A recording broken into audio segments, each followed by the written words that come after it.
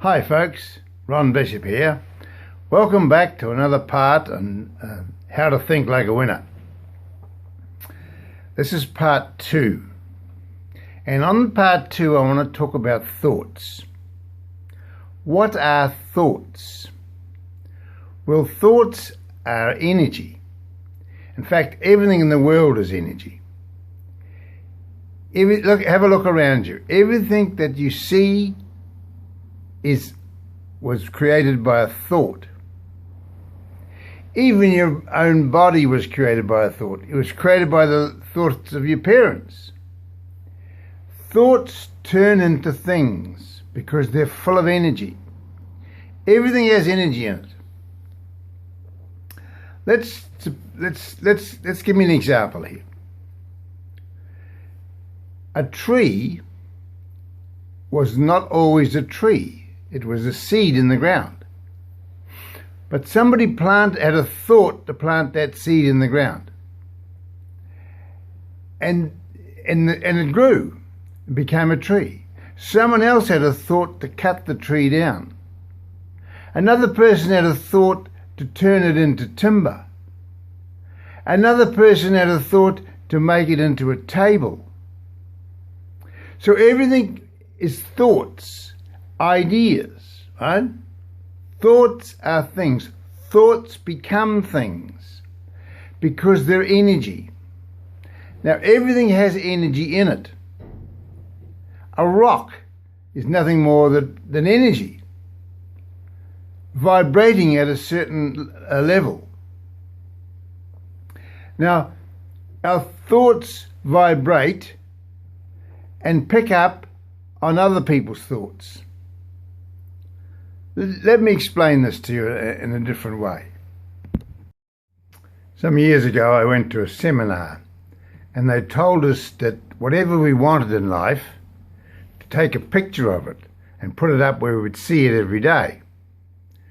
So I was wanting to buy a new car at the time, so I thought I'd give this a go. So what I did is I went along to the car dealer for the firm where I wanted to buy the car from. And I wanted a Toyota Camry, gold one. The car sales gave me a brochure, and I cut the picture of this Toyota Camry out, and I put it on the dashboard of my car. And it had a spoiler on the back. I like spoilers on the backs of cars, and it looks pretty smart, this Toyota Camry, and it was a diesel. I wanted a diesel car.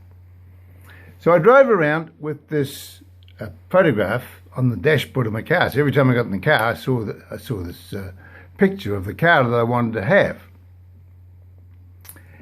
And the time came for me to buy the car. And I was at a church one day, and a friend of mine that used to be in the car business, he said, "What are you doing, Ron?" And I said, "Well, actually, I'm looking for a car. I want to buy a new car." And he said, "What sort of car are you looking for?" And I said, "I'm looking for a gold Toyota Camry. It's got to be diesel, and I wanted one with the spoiler on the boot."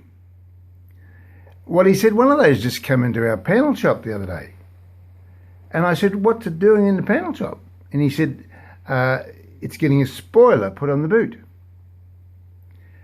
Now I thought, I've got to see this car. So I went and had a look at the car, and the car was exactly the same car that was the picture on the dashboard of my car that I cut out, that I'd been visualizing every day. I thought, that has to be my car. So I had to sell my old car. I had a Nissan at the time.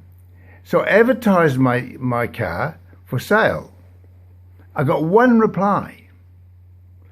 And the guy that bought it paid me $1,000 more than what the dealer was going to offer, you see. So I got paid cash for the car. I went to the dealer, and now that I had cash, I said, "I've got cash. How much for the car?" And he knocked $1,000 off the car, you see. So that was $2,000 I saved, and I had exactly the right amount of money to buy the car. Now, that sounds strange, doesn't it? But it does. It works. It happens. People all around the world are doing this. It's not publicized much, but a lot of people are goal setting by putting a picture up in front of them, and that comes in their life. So thoughts become things, right?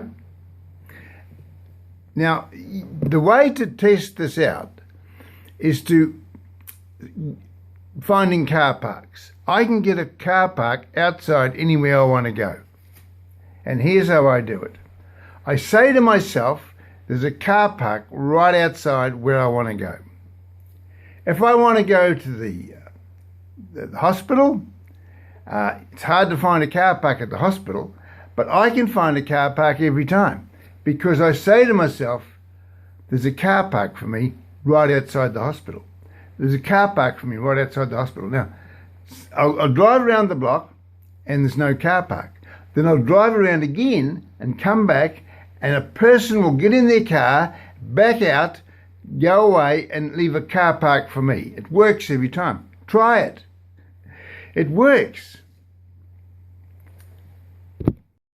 Now, we have two minds. We have a conscious mind and a subconscious mind. Our conscious mind is what you're using to listen to me speak on this video.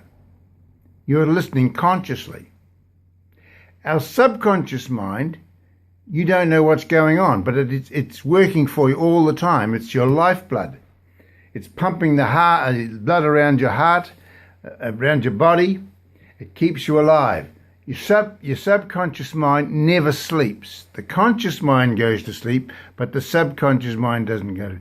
And it's trying to bring into reality your thoughts. So if you go to bed, a good example of this, I can get up without any time in the morning without an alarm clock. What I do, if I want to get up 6, I normally get up at say 8 o'clock. Say today I want to get up at 6. I'll go to bed at night and I'll think about getting up at 6. I'll hold the mental picture in my mind of getting up at 6. And sure enough, I'll wake up at 6. Don't need an alarm clock, right? That's how the subconscious mind works. Now, the subconscious mind attracts certain things and situations to us. One of the things at the moment, the big buzzword in the personal self-development world is the law of attraction. The law of attraction simply says this: we become what we think about. Whatever we concentrate our thoughts on comes into our life, because our subconscious mind turns those things into our thoughts into things. I look at it this way. We have a think tank and a belief tank.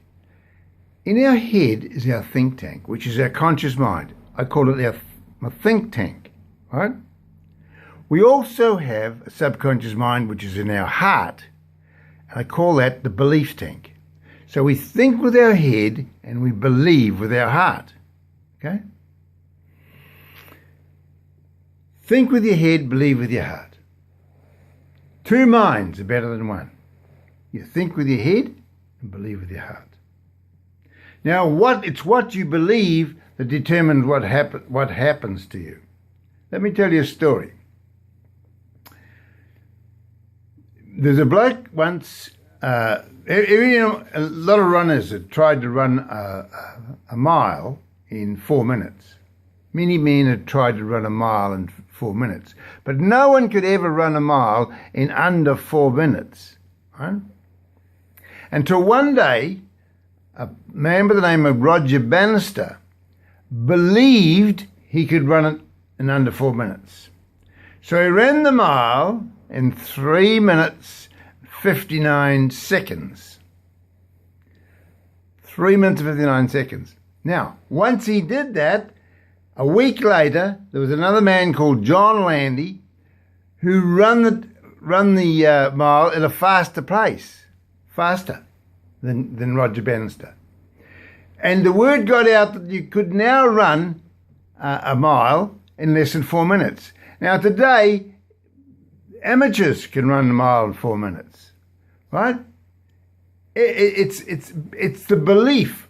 Once we learn that someone else can do something, we get a belief that we can do it. And it's all in the power of belief. There's a very good book out called The Magic of Believing, and it's all about belief. You can, whatever you do in life will happen if you believe. But to get the belief, you have to get the message from your think tank into your belief tank, from your head to your heart. Okay? Once you believe something, it will happen in your life.